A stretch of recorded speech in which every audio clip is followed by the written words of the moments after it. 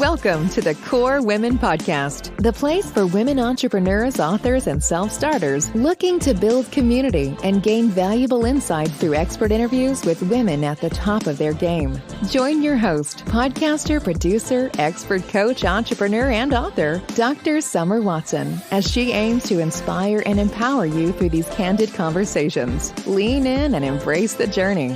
It's time to start the show. Here's your host, Dr. Summer Watson. Today on the show, I'd like to welcome Brianne Davis, who is an actor, director, producer, sober coach, and addiction recovery podcaster and best-selling author of Secret Life of a Hollywood Sex and Love Addict. Brianne has produced multiple films, has been featured in over 175 podcasts and television shows, and has written multiple articles on the subject of sex and love addiction for Cosmopolitan UK, Daily Beast, HuffPost, and The Drill. Wow. What an incredible journey, Brianne. We have so much to talk about. So let's jump right into this and welcome. Thank you. I'm so excited to be here. Oh, thank you so much.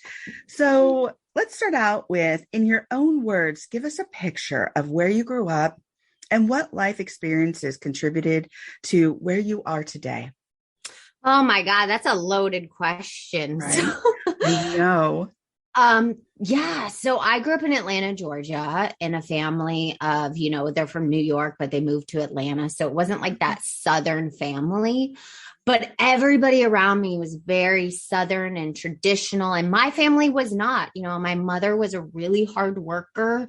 I would say she's a workaholic. She would be okay with me saying that. My father was a stay-at-home dad, which is not the norm in the 80s at all. Right. Yeah. That's interesting. Wow. Yeah. Especially for the time. The time and the environment. So nobody's family was like mine. So it was already, I felt other than. I felt separate because I knew something was off. Right. And I have said this in the book and I'm very, I've talked to my parents, but it was a very dysfunctional family. It wasn't an alcoholic family, but as you know, with Al-Anon, it's like alcohol and dysfunction. So how I put it is I never saw my parents love each other, right? In a healthy way. Like it was fighting about money and then kind of making up for the kids. I never saw them hold hands, kiss, say, I love you, sleep in the same bed. I couldn't even tell you. I never saw them sleep in the same bed, probably once. Really? Yes. So I grew up like my dad had his room, my mom had her room. So when I thought of marriage and commitment and, having a normal upbringing, it looked gross. Like I was like, I don't want to get married. I don't want to have kids. I don't know healthy boundaries. I don't know healthy tools for relationships. And what I cling to, and I think a lot of people do, is, I was a latchkey kid. So when I would come home, my dad would be somewhere, my mom would be working, and my sister and I would come home and no one would be there. So we grew up kind of raising ourselves in that environment. Yeah. And I just...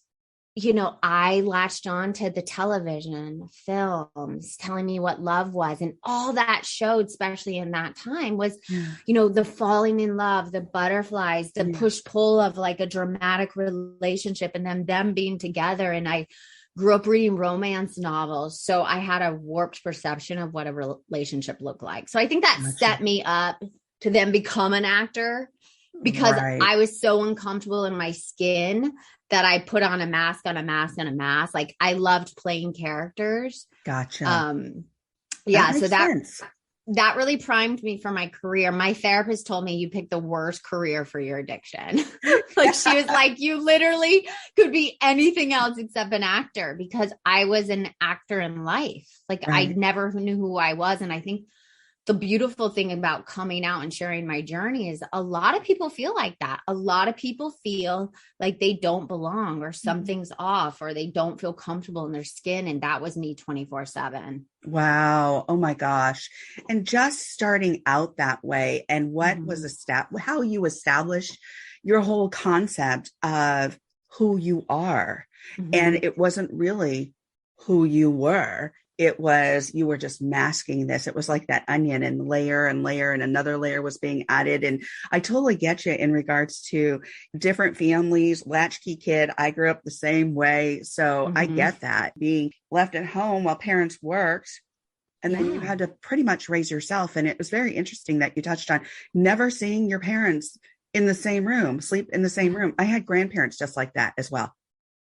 It really warps a kid's imagination if you are in images of what relationships look like, because I never saw loving words. I saw like passive aggressive, undercutting, because they were both hurt. And when I look back at my family tree, addiction ran on both sides. He was like, great grandfather was an alcoholic. And then every generation after that, like adapted it in a different way. There was abuse. There was, workaholism, overeating. I just became a sex and love addict. That was my high. Like I sniffed and snorted and drank people. Like, give me your attention, give me your validation, make me feel important. Right. And the moment that high wore off, the moment those butterflies wore off, I was like, peace out. That's not real love. That's not real intimacy. I need that high of falling in love 24/7. Wow. And it's funny how you set yourself up for that in regards to watching films that idealize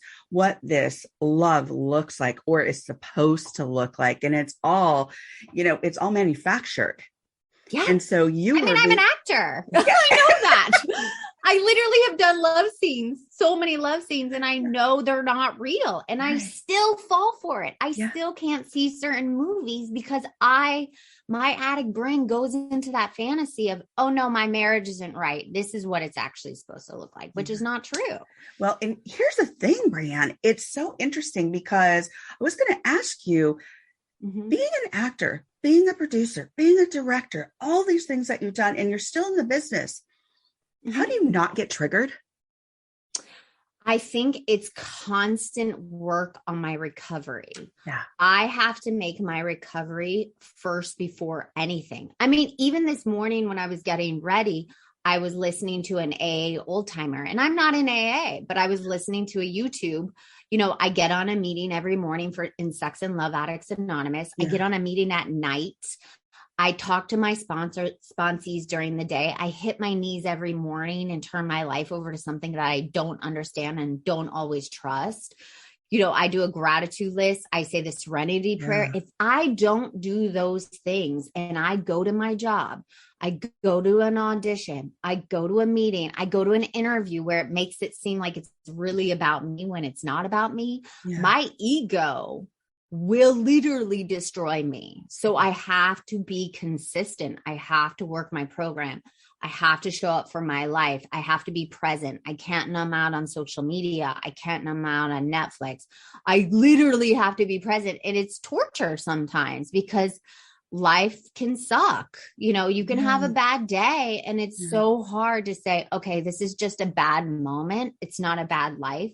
It's a bad day, but it doesn't mean I have to run away from my life or disconnect.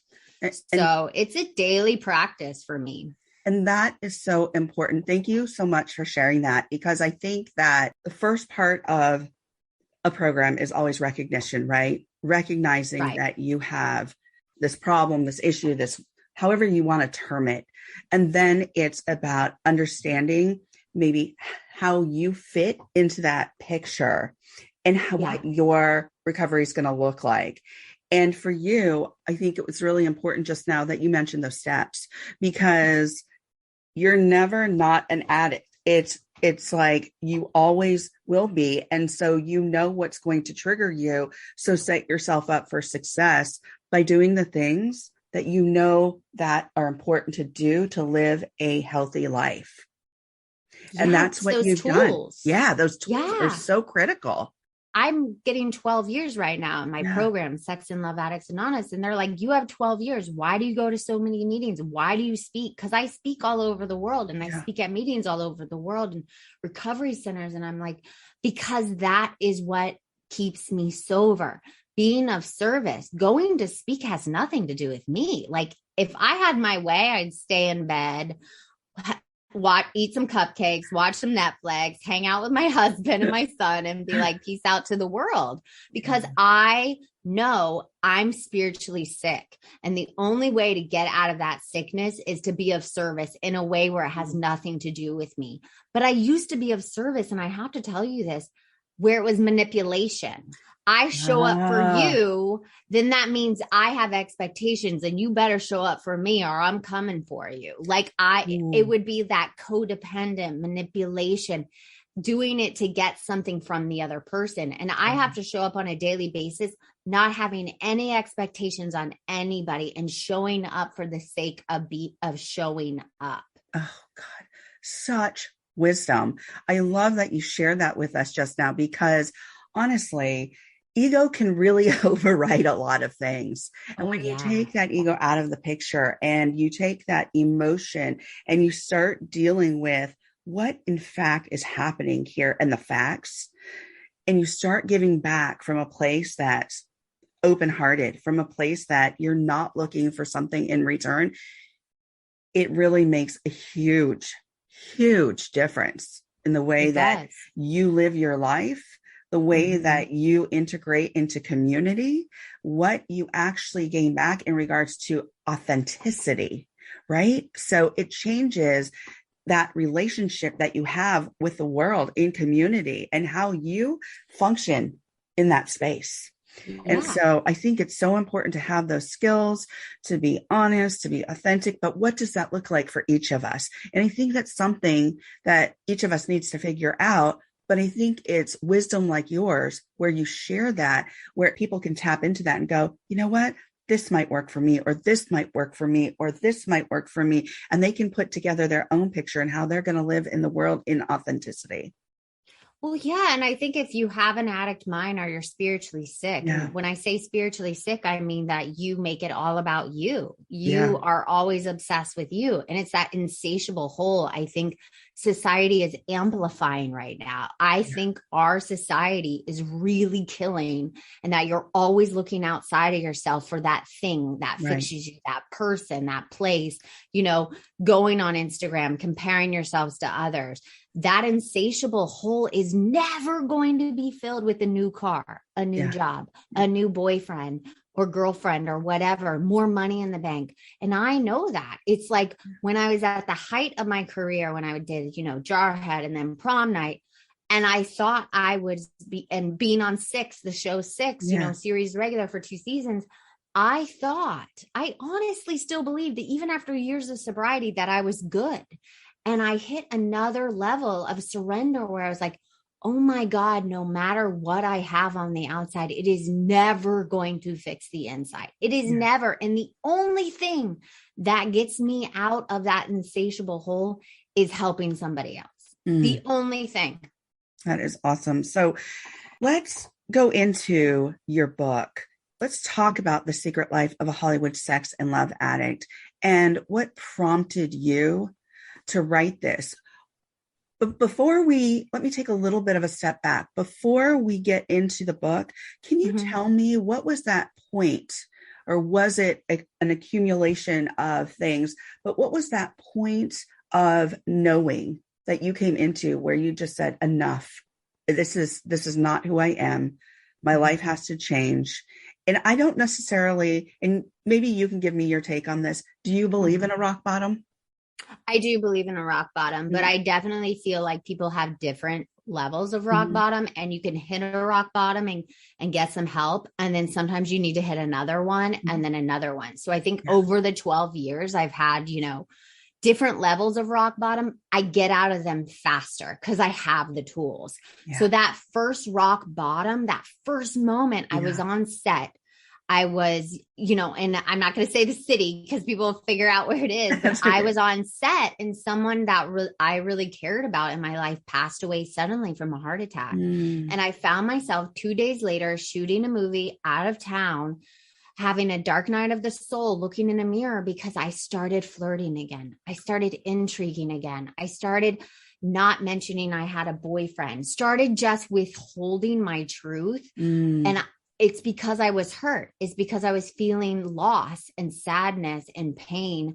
And I, as an addict, don't want to feel feelings. I don't feel comfortable. If it's not euphoria, I'm not interested in feeling it. Like any other feeling I can't tolerate. So when I had that dark night of soul, when I was looking in the mirror and I was going, oh my God, am I going to do it again? Am I going to cheat on my boyfriend that I really, really care about and love as much as I can love and care about and want to be friends with? And it's a good person. And I'm flirting with someone I don't even like. Wow. And I'm not even that attracted to, honestly. Right. Like it was like such a moment of like, something is really wrong with this picture. Like it can't be every single person I've dated just not giving me what I thought I needed in a partnership. It had to, I was the common denominator. So it was that moment where I was like, I don't want to be doing this and I'm 80 years old, never connected to another soul on this planet. Like that to me, that vision, and I do those visions in the book. I'm like, I cannot be on my deathbed, never connected to another soul. Wow. I just can't do it anymore. And that was your kind of epiphany. That was your enlightenment. That was the moment where you said, you know what? I'm not going to do this. I'm going to be dedicated to this person, regardless if it lasts a long time or doesn't, the relationship. You want to connect with somebody on a different level. And as you said, you weren't really attracted to this person. You really didn't like this person.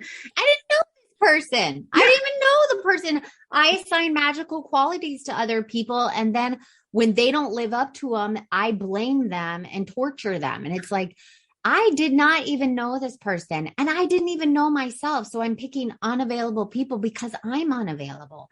But here's the thing, in my warped mind, I thought I was the most loving, giving, and that I just had so much love to give and that I just, couldn't stay with one person. It was like, no, it's a cop-out. You are scared of real intimacy. You are scared of being abandoned. You are scared of being in love, like really 2 feet in a relationship where the going gets tough and no one leaves. Like I was terrified of that. So it was like this thing had to click and say, the problem is you. But then going to therapy and having the woman sit in front of me and say, you wear a mask of a high-class prostitute, which pissed me off. And then the second thing is, you have a secret and I don't know what it is. And then a couple of minutes later, she goes, oh my God, I know, you're a sex and love addict. And I'm looking at her going, I've never had a one-night stand. I've never had a lot of sexual partners. What are you talking? I might overlap relationships. I might be a flirt. I might intrigue when I'm at Starbucks, but it doesn't mean I'm a sex and love addict. And she's like, you use your sexuality as a commodity. You use it to manipulate and control other people and have power over someone else because you feel so powerless. And you then, go out into the world wanting people to like give you attention and validation. That is a sex and love addict. You don't have to be going to like massage parlors or one night stands or being addicted to porn and masturbation. You could do all those things, but she really hit the nail on the head. And I was like, oh my God, this is a problem. Yeah. I've been chasing this unicorn that will never, because humans are flawed. No one is ever going to be perfect enough for me. Right. Like it's just not possible. Well, here's the thing. None of us are perfect. So none of us are going to be perfect for somebody else. Right. But here's the other thing, Brianne, you didn't know what an authentic, loving, meaningful relationship looked like. Yeah. So that manifested itself into something that you were. That you wanted to make it, and you didn't know how to react or respond in relation to when something didn't feel quite right, or you lost a friend and it triggered you. Where were you going to go to what you considered that safe place, or that place where you were going to get nurturing? And that was that same behavior and patterns that you had established before of, oh my gosh, I know this is familiar to me. So I'm going to go back to those same old patterns and behaviors.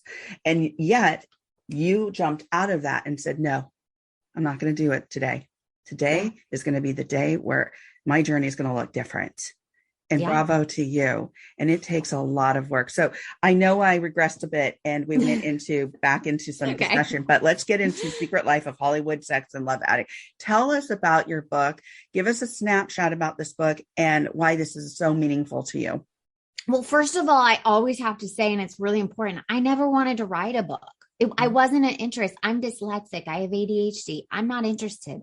But when I hit 10 years of recovery, when I had that 10-year chip in my hand, I noticed in the room I was speaking in, there was 80 people and most of them were young. They were 19, 20 years old, having trouble connecting, so disconnected on social media, so disconnected from their sexuality, seeing too much porn, seeing images too young, which I did. Yeah. And I saw all these young people and I said, oh my God, it like was this wave that came over me. Like, you have to be bigger than your community. Our community is such a secret community. There's still so much shame and stigma being a sex and love addict, especially as a woman, especially in the public eye. I mean, I'm a working actor, but you know, it was still a lot of stigma. So I just, you know, sat with myself. And then what happened was my husband was like, hey, there's this writing course to write a novel. And I looked at him like he was totally insane. I was like, I'm shooting Lucifer. I'm good. Like, I don't want to take a writing course. I'm not interested in writing a book. And he kept bothering me like 6 times going like, here, take it. And I said, what are you talking about? And finally he said, listen, just take the course. It's not that expensive. No one has to know. It's 90 days. If you take one class and you hate it, like nobody has to know. Yeah. And I took the class and I wrote the first draft in 45 days. Wow. It was like something bigger than me wrote the book. And I wrote it like a movie and I wrote it like a TV show where it follows this woman, working actress. Yes, she is like the anti-heroine, which is a form of me, but I wrote it where it could be anybody. She picks unavailable people. She's unavailable. She cheats. People have cheated on her. You know, she's addicted to the attention and the high. She wants validation 24/7. She's come from a traumatic background. So I really tried to make this woman, who I call Roxanne, through the first year of her recovery, I try to make it where anybody can read it and go, oh my God, I've done that. Or someone has done that to me. Oh, and this is why. And you get in the mind of the addict. You get in her mind and she says, I'm not going to do this. And then you can trace the tracking of the thoughts to see then why she goes and does it. Because a lot of times with addicts, you're like, wait, you just said you're sober. You just said you're not going to text him. You just said you're not going to go and be with that person that treated you horribly. And then they're back together and you're like, what happened in the last 24 hours? And I really want people to understand that it is compulsion. It is an addiction. You can be addicted to one person in your life and that you're a love addict. Like, so I really just wanted a full range, but I wanted to do it in a way where people are entertained and they can laugh and you can cringe and you can cry and you can be like disgusted and turned on at the same time. Yeah. Right. So it was a full story of this woman, Roxanne, that based on me, but because every recovery book on love addiction or sex addiction or sex and love addiction, I read it and it was like torture. It was like so dark, so clinical. So I would read a page and throw the book against the wall. Like it was too much. And I just wanted to make it an easy read. Yeah. Whereas entertaining, if you're not even a sex and love addict, it would entertain you, but it would also educate you. Yeah, I love it. I love the book. It is really entertaining. It flows really nicely. It's a page turner. So it's a great book to pick up and for anybody to read. I mean, my mom read it. Yeah. My mom read it, people. Like, if you, just the first chapter, when you're reading it and be thinking, oh my God, Brianne's mom read this. Like, it's like cringe-worthy. I mean, she talks about her vagina and like disgusting things and, you know, breaking up an engagement. And my mom, but here's the beautiful thing. My mom read it and she called me crying. And I was like, oh no. And she said 2 things. The first thing she said is, for the first time in your life, I completely understand your addiction. Wow. And for so long, she wanted to deny it because I get it as a parent. You don't want to look at your kid and be like, I've messed up my kid. And I never blamed her. She did the best she could because her parents did the best they could and so on and so on. But then she said, and this was the most beautiful, like, this is the whole reason to write the book. Yeah. She said, and I've done some of the things you've done.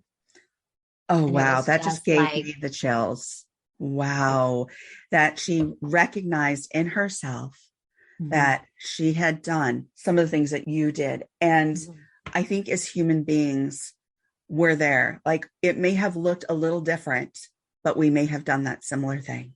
Yeah. And so that's what these books and these podcasts and these blogs are so valuable for, is because it really does kind of enlighten and validate and say, it's okay to be human, but what are you going to do about yourself now? Where are you at now? It really is enlightening. So thank you so much. Thank you so much for sharing all that you've shared today, because I think this is so impactful. We're going to wrap this up because we have shared a lot of information here, and you do have a wonderful book that people should go out and buy.